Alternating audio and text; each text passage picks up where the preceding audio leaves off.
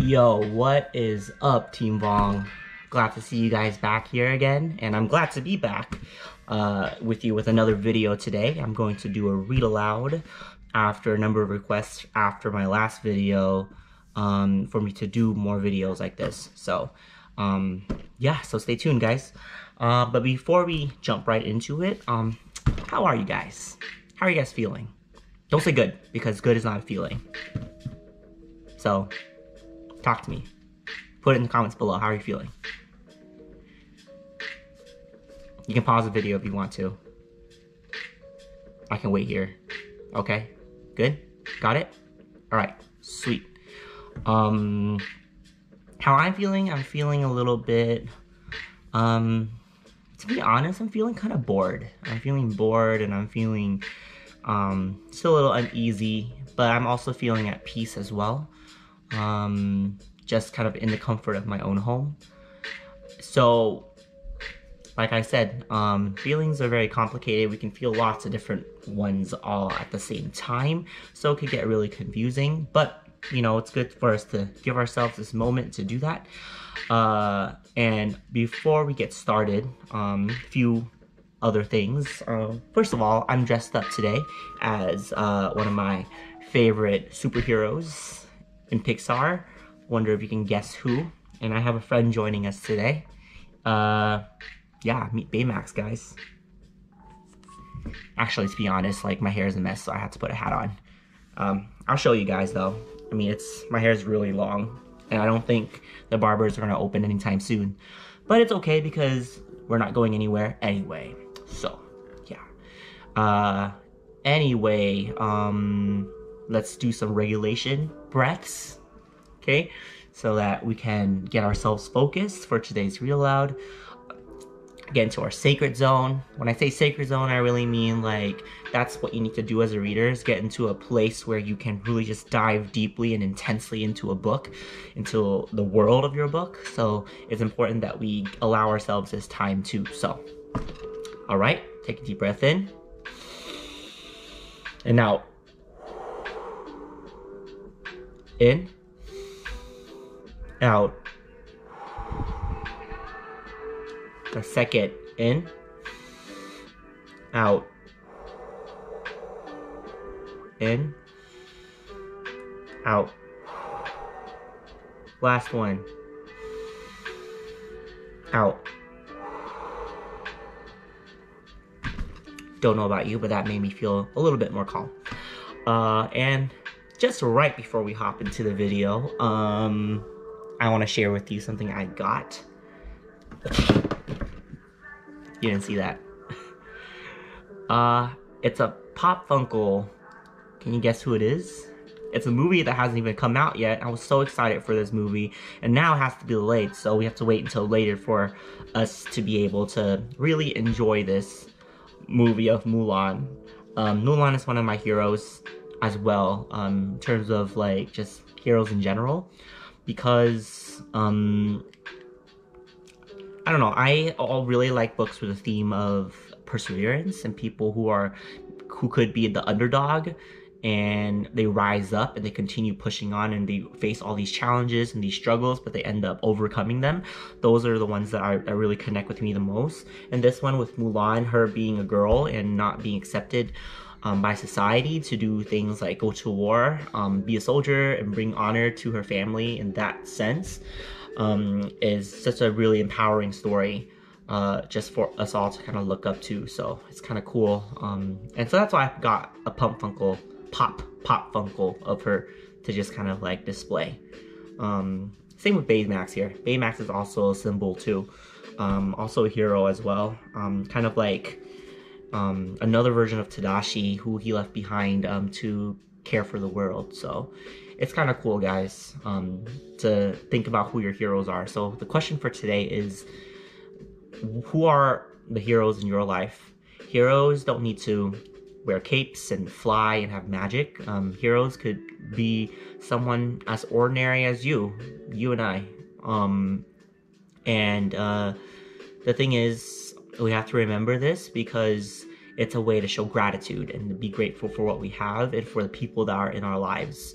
So in the comments below, I want you to reflect on who your hero is and why.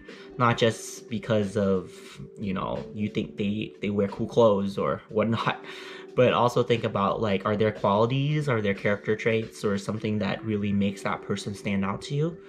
And yeah, just kind of be thinking about that. So for me, my heroes that are not alive or not real are Mulan and Baymax and Tadashi.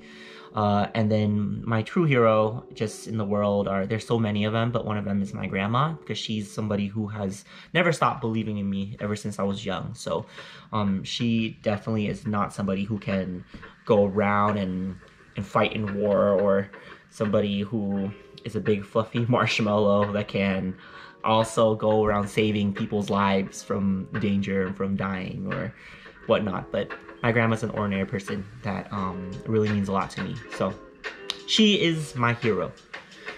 And on the topic of heroism, I want to read for you guys this story today. It's going to be an interactive read aloud. And what I mean by interactive read aloud is that I'm not just going to read it straight through like a detective is like what I want to call it. Or sorry, a director is what I call it. But I want to read it through like a detective, because this is a book that will require some detective work.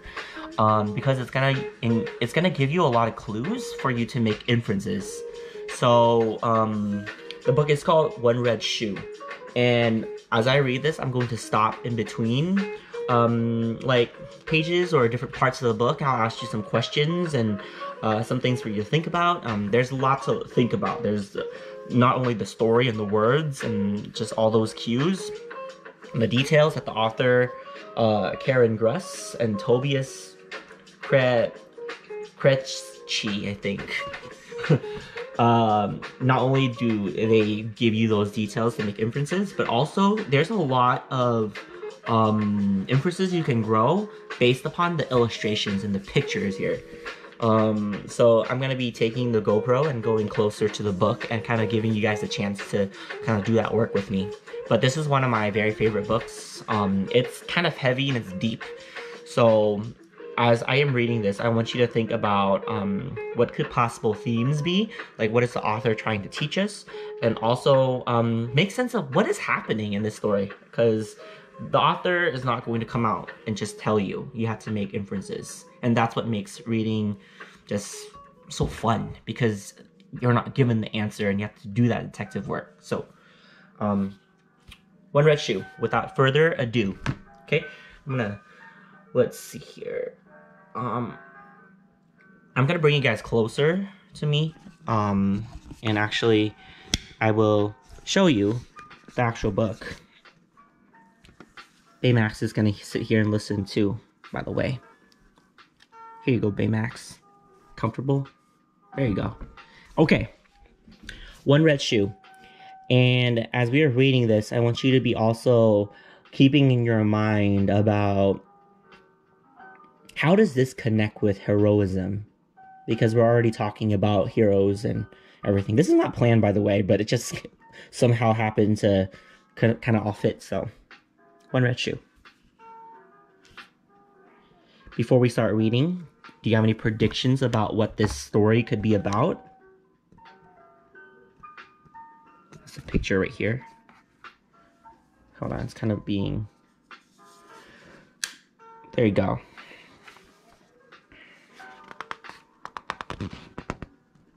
Okay. Oh, whoops. There you go. Showing you every picture, every page. Any ideas now? Okay, here goes. Luckily, I had put my mobile in my back pocket.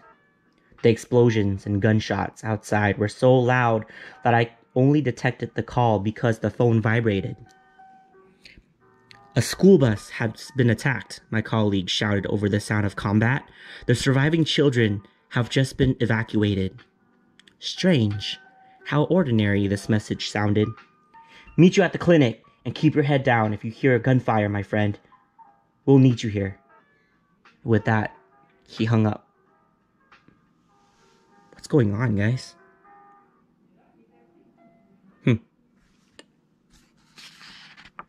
Just to let you guys know, the word mobile right here, wonder if you can guess what that is based upon the words around it. But mobile is just another word for cell phone. Notice how they started off the story too. It just kind of jumped right in. There was no kind of introduction. You just have to go right in and think, really, what's going on right now? Okay.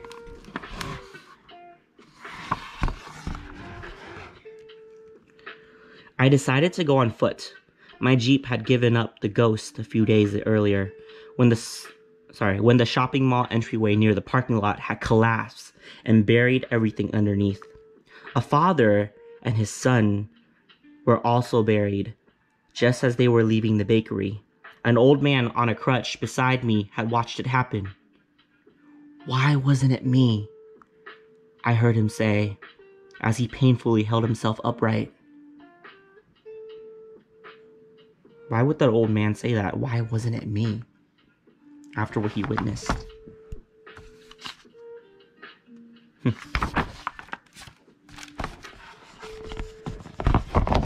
Sorry, I'm moving it so that there's no glare.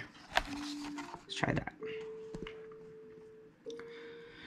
Television crews gathered out in front of the hotel. They had also heard about the attack on the school bus. I hurried along, staying close to the walls of the house, past playing children, sorry. I held my camera in my hand. You had to be ready for anything. Who's this narrator? Who's talking right now? Who's telling you the story?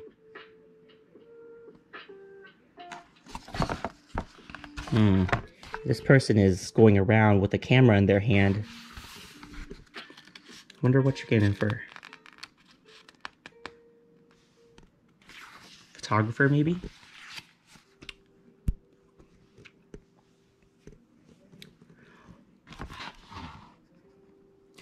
In front of the clinic, several people tried to clear the driveway for the ambulance. Paramedics with IV drips and bandages were already treating the children as they entered the building, bringing the critically injured straight to the operating theater. A young woman sat at the reception desk, giving out information with calm words and clear gestures. I can't provide any details about the school children. I forced my way through the waiting crowds, following the paramedics and injured children. What do you think the setting is, just based upon what you're hearing right now so far? Is this here in the United States? Is it present times, present day, 2020, or somewhere near it? Is it sometimes before? What do you think?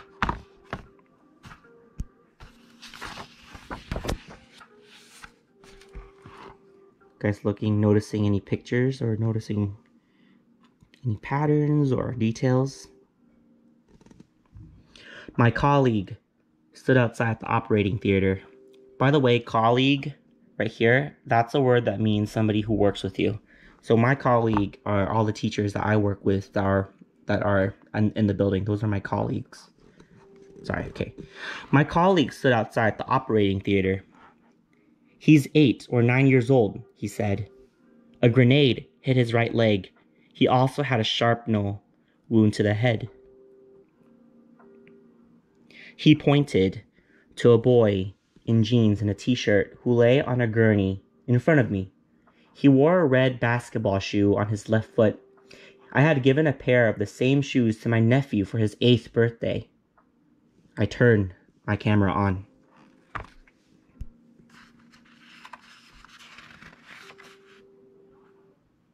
You guys have any noticings right now? If you do, write it in the comments. Pause the video. I'll just wait for you for just a sec. Ready? Here's the next picture.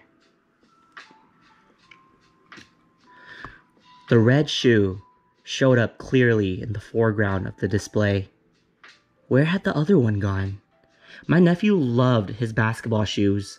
It was unimaginable to think he would lose one. Had this boy loved his shoes that much too? I took another picture from a different angle. After all, this was about the boy, not the shoes. Now the bandage on his head came into focus. For the first time, I looked at his face. His eyes were closed, but his lips moved. It seemed like he was saying his name. Maybe children in wartime learned early on to repeat their names even if they lost consciousness, so that relatives could find them.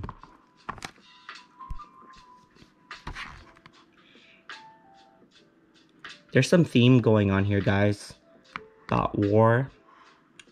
Wonder what else.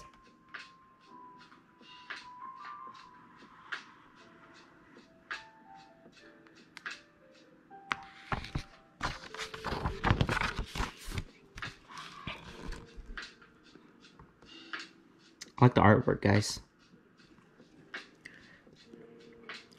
Blood! We need blood now! Shouted one of the nearby doctors. This is crazy, I suddenly thought.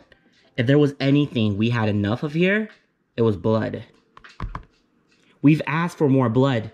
It should be here any minute, answered a young man who was holding up the IV drip. If it doesn't get here soon, he'll die before we get him on the operating table. When someone's under an operation or being operated on, kind of like it's another word for just being in surgery. I don't know if you guys have ever heard of the game. It came out a long time ago, but it's called Operation, where you need to go in and kind of like use these little tweezers to take out some like the fake body parts or whatever from inside the person. So that's kind of like what it is. It means that they're gonna do surgery. And then during surgery, they have something called an IV drip, which is like this thing right here, where it provides the person who they're operating on enough nutrients and fluids and everything so that they can stay alive, even though they might be put to sleep, but so that their organs continue to work as the surgeons are opening them up and fixing things. How do you feel like you would be if you guys were a surgeon and somebody's life was in your hands, just like this doctor right here?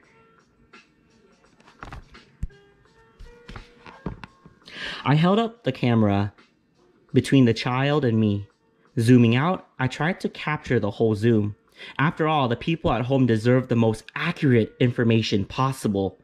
That included everything here. Doctors, nurses, smashed windows, and this boy with the basketball shoes. Seems like they might have given you a clue about who the narrator is and who's talking right now.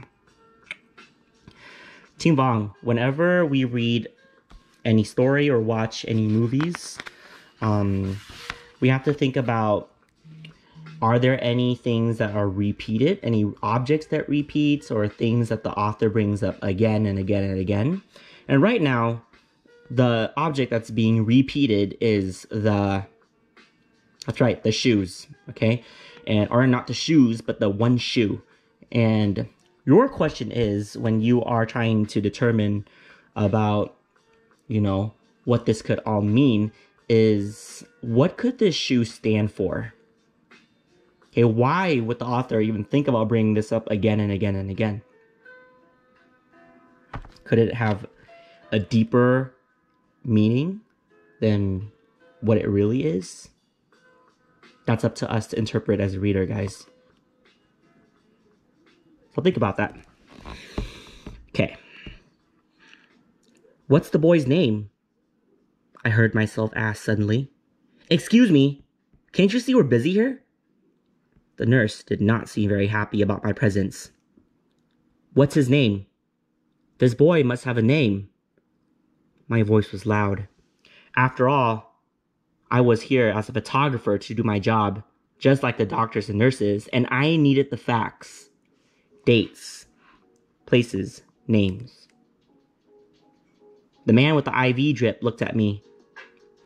His name is Keenan, 9 years old. His class was on the way to a sports field when the grenade hit the bus. He pushed me aside. Please let us do our work so that this boy has a chance.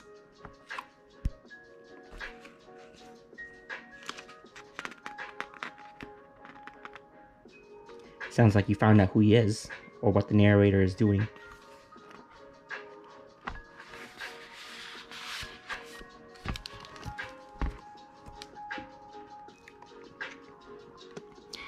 Keenan's lips moved. Hopefully I'm saying this name right, but... His left leg twitched strangely. His knee sprang forward occasionally, as if he wanted to walk. I zoomed in on the red basketball shoe. It looked brand new. Keenan hadn't been wearing it for long. In the display, the second shoe suddenly appeared as he moved both his legs to the edge of the gurney. That bed right there is called a gurney.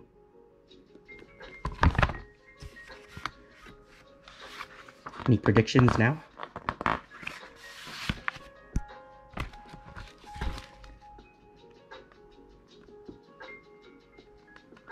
Put it in the comments below if anything comes to your head. Keenan sat upright, and I watched as he calmly pulled the IV drip out of the crook of his arm. As if the head bandage was part of his team's uniform, he touched his forehead to make sure it was positioned correctly. He sprang to his feet, lifted his arms, and seemed to grab at something. For a moment, he held a basketball in both hands, then gave it a quick, short spin and balanced it skillfully on the index finger of his right hand. Satisfied with his trick, he dribbled it past the astonished doctors, and an applauding nurse came towards me.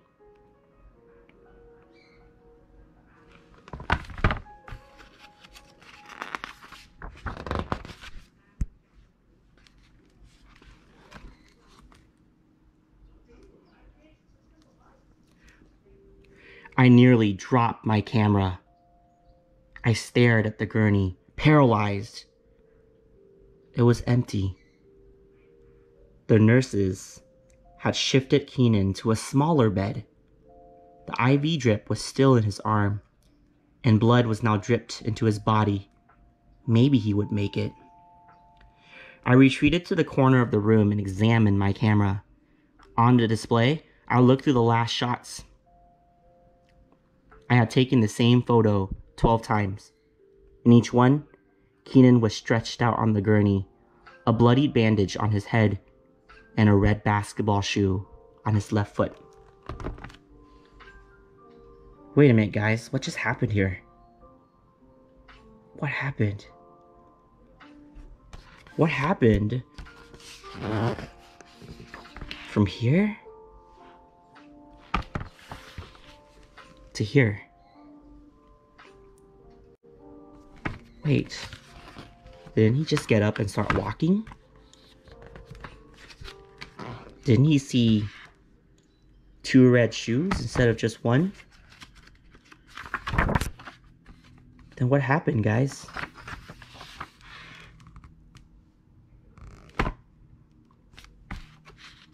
Put it in the comments if you know, or you have some inference about what could have just happened right here.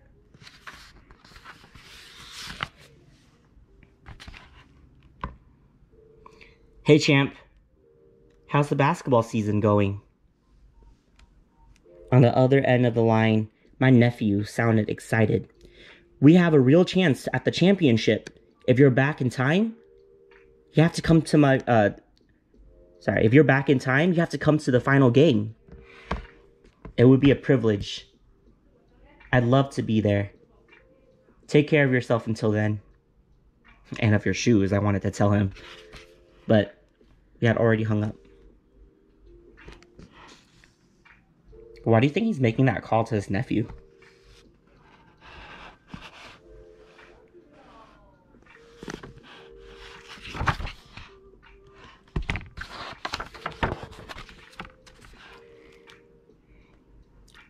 And Team Vuong, that is the end of the story.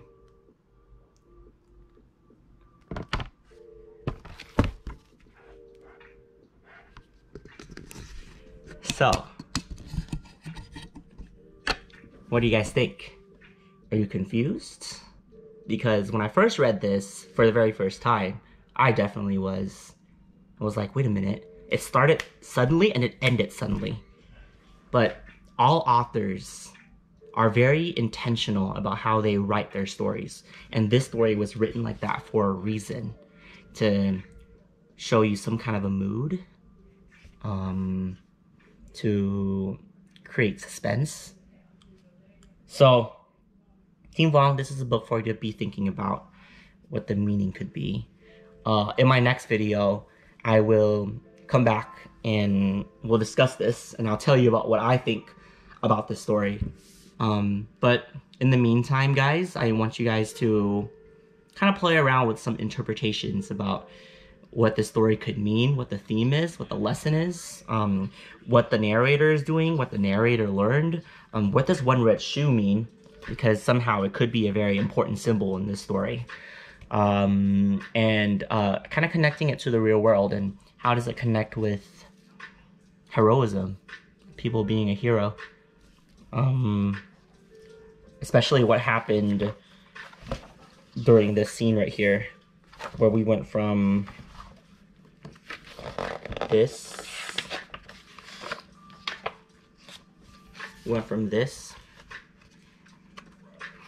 to this, and then back here again. Did it really happen? Did we jump from past to present? Like, what happened there? So, have fun, guys, interpreting this story. And also, in the comments below, I want you guys to leave and kind of vote about what you want the next book to be about. I was thinking of doing something World War II related, because it's in your guys' schema after where we left off in school.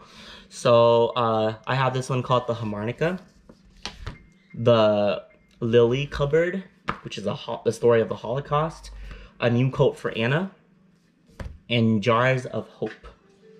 So all these take place during World War II, which will go really well with Number of the Stars after we have read that already. So yeah, so give me your guys' choice in the comments below.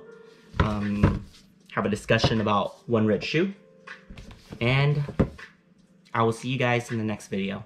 Have a good day, guys. Peace.